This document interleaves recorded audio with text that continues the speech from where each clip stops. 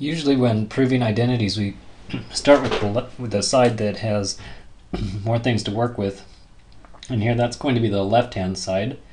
We're going to need to combine these two fractions, so we'll need a least common denominator, which is going to be the 1 minus sine of x times 1 plus sine of x. So the first fraction would look like 1 minus sine of x is what we're given to start with, and then multiply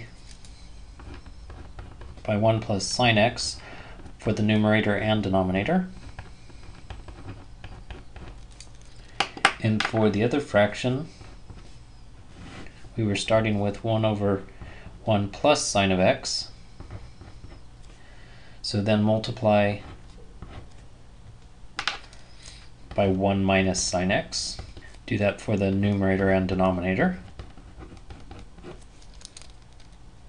And now we have one fraction that for the denominator has 1 plus sine x times 1 minus sine x. And we might as well multiply that out. So it's going to be a 1.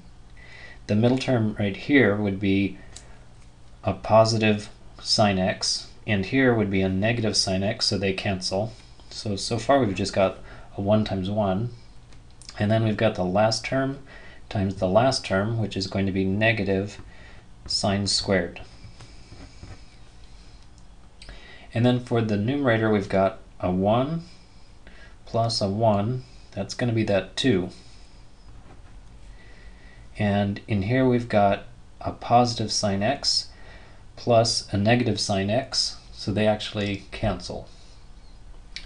The next thing to do is realize that 1 minus sine squared is equal to cosine squared. That comes from the Pythagorean identity that sine squared plus cosine squared equals 1. So if you subtract sine squared from both sides, we've got that 1 minus sine squared is equal to cosine squared. So that's the next thing to do. So we've got 2 over cosine squared. And since we know that 1 over cosine is equal to secant, the same is true with the square. And so this 1 over cosine, can also look at it like this, that the 2 stays there, and then you've got 1 over cosine, so that's secant. And because it's squared, we've got secant squared. And then I just like to label that that is the right-hand side, and I started with the left-hand side.